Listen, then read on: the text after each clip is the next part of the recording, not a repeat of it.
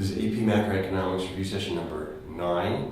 This is going to take the understanding we had of the Federal Reserve's tools and start to depict them with some graphs. So the first graph we have is one based on the money market. So remember to label everything explicitly. We have a couple questions. We have in this case, as most of our graphs will show, we have a demand and supply.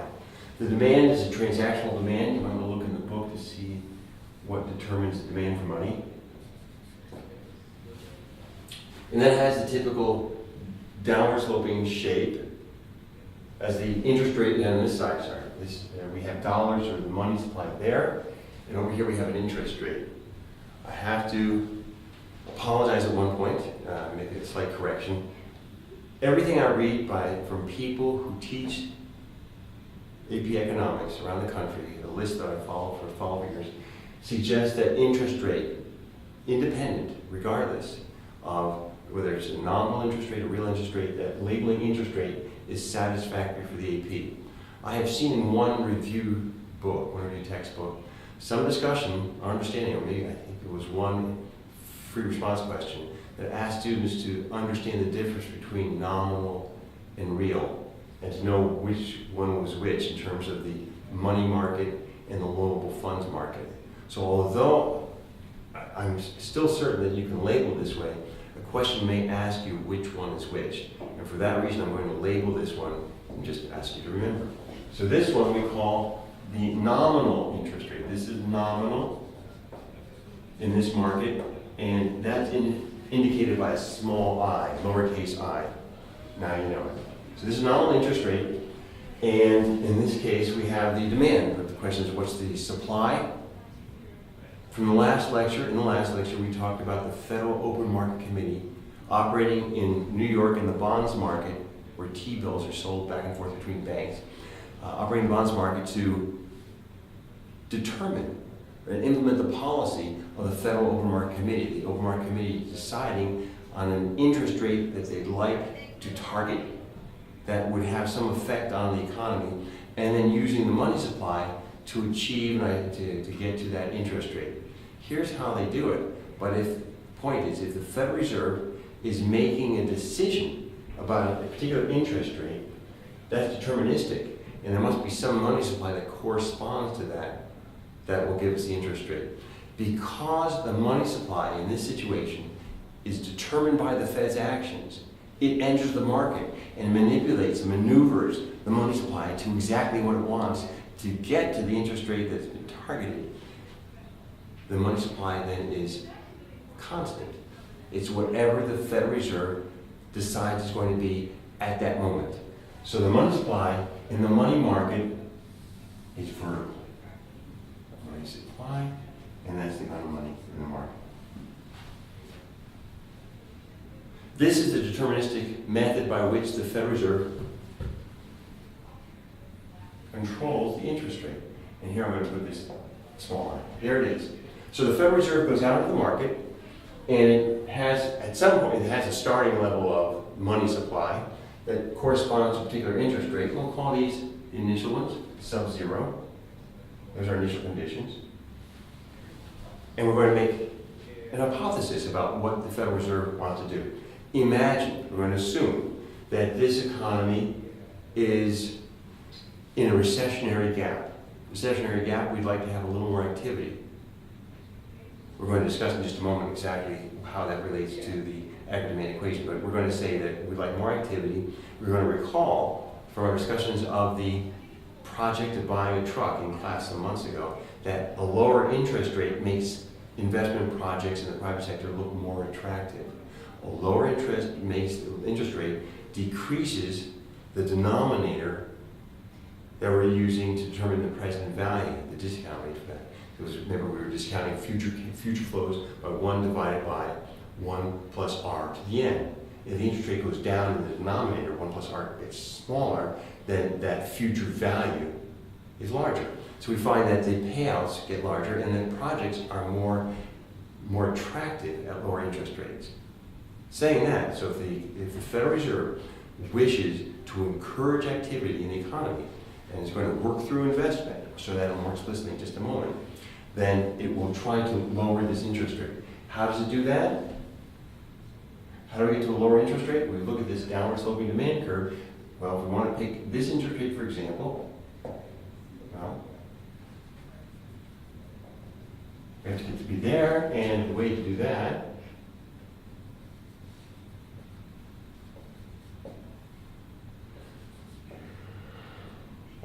and there you have it. We're going to push the money supply to the right, increasing the money supply to intersect at a point that's lower, to the farther down to the right of the money demand curve that corresponds to an interest rate that's lower than the initial interest rate. This is the mechanism by which the Federal Reserve, the Federal Open Market Committee, controls and determines interest rates by working through the bonds market in New York. This is sort of the second half of the lecture we had last time. Now we're going to take this and link it to the other components of aggregate demand analysis and looking at aggregate demand and aggregate supply in the investment market and figure out exactly what the Federal Reserve does and why and how it does it.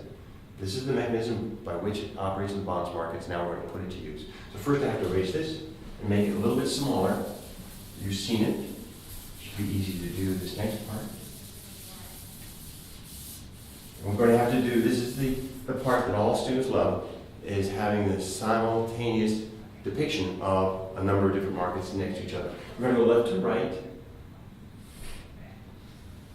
And here's our demand, money supply. We have over here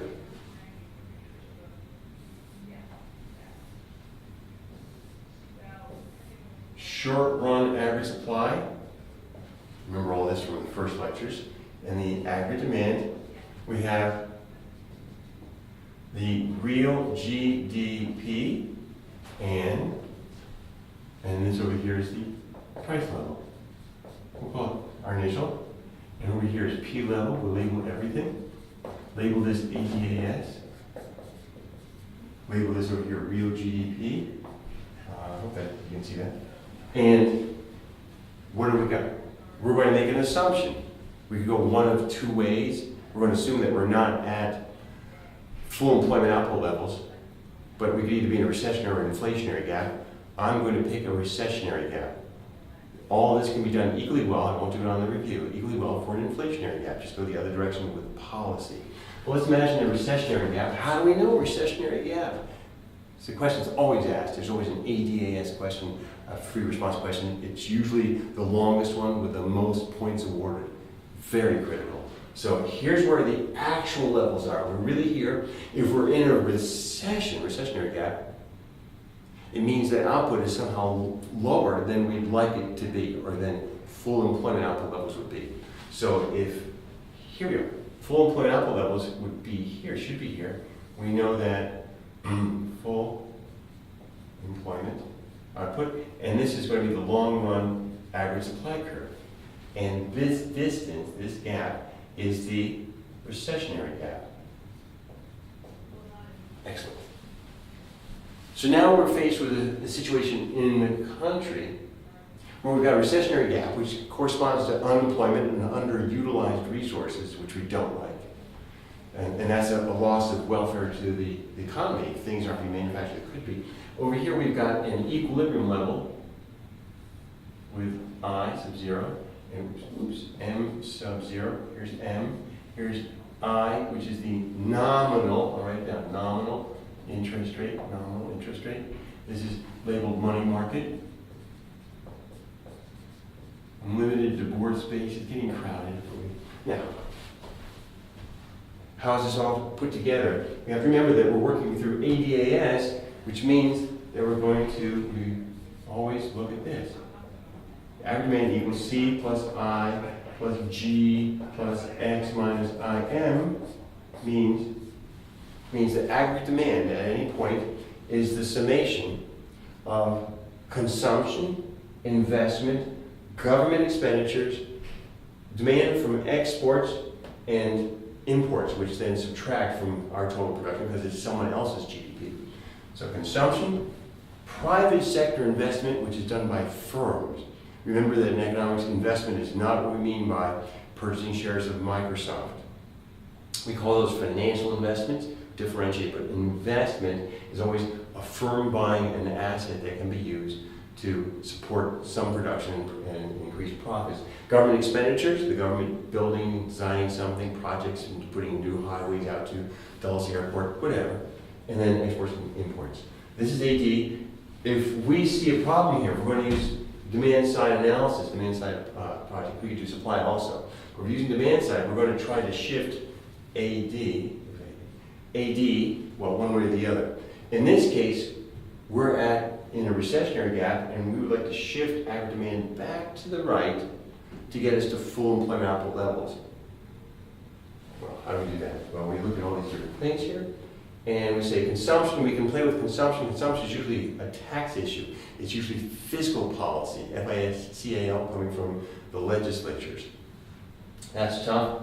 Government expenditures, well, we could do that, but again, the legislative process is slow and tedious. And in the current Congress, and probably the next Congress, it's going to be nearly impossible to pass any meaningful legislation. So what's that leave us? Look at this. It leaves us with investment. How can we play in private sector investment? So we need one more graph, and that's why we've left a space between. And this is called investment demand. Investment demand is a splendid little graph because it consists of only one line. There it is, investment demand. And at this interest rate, so approximate interest rate, issue between real interest rates and nominal interest rates, but they move together. They're related. So we can just take interest rate down here. Just imagine the best way, when I would draw one here that wouldn't necessarily be the same interest rate. It might float back and forth the same way, the same shape of the movement, same kind of magnitude or related magnitude. But this gives us a certain level of investment demand or investment. Let's put investment here. Investment. And that's determined by interest rates.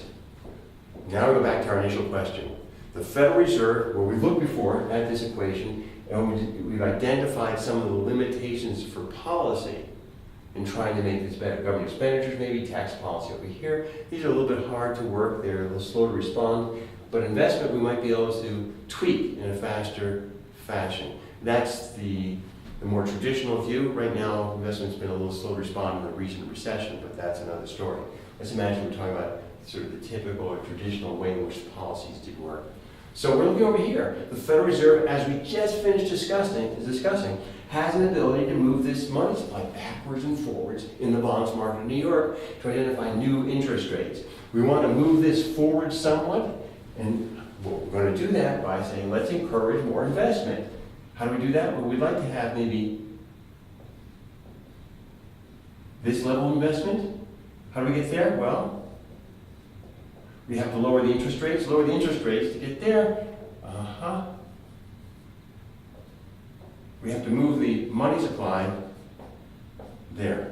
And there you have it, 3. And the increased investment is part of this. So investment goes up, aggregate demand goes up, and our interpretation of aggregate demand going up would be aggregate demand sliding to the right. So, to review, we have a recessionary gap, which through our policy analysis identifies the significance and importance of maybe using investment to try to increase aggregate demand, which brings us back to the policy that the Federal Reserve controls. They control it by working with the Federal Open Market Committee in the bonds market in New York. In this case, they'll go in and expand the money supply. They want money in the hands of the private banking system, then they must at the end of the day be holding the bonds. How do they get the bonds? They bought the bonds. So they buy bonds to increase the money supply, which lowers the interest rate, increases the level of private sector investment, which increases aggregate demand, shifts aggregate demand over, and gets us closer to, if not at, full employment output levels. So we've gone all the way from the definition of money, the understanding of the expansion of the money supply through the reserve the fractional reserve system, the policies of the Federal Reserve in New York City in the bonds market to change the money supply, to change the interest rate, to control and determine the investment, level investment, which then changes aggregate demand and shifts the AD curve backwards and forwards. Where does the expansion of the money supply, the expansion of the checkable deposit system fit into this? Well, the Federal Reserve knows that when it buys a certain amount of bonds, given the required reserve ratio that's already set, there's going to be some multiple of those monies connection that are related to the bonds purchase that will expand the economy.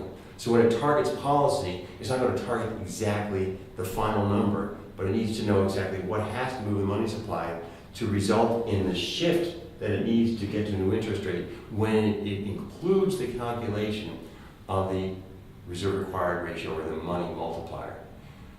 Your questions won't, I don't believe, will ever require you to incorporate all of those things in once. You'll have a question maybe about the money multiplier and its significance, and always questions about aggregate demand and supply, sometimes related to fiscal policy, sometimes related to monetary policy. This graph will always be here.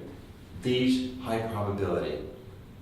Also possibly the types of graphs we talked about before, the policies we've been talking about in class, fiscal policies that target tax rates or expenditures.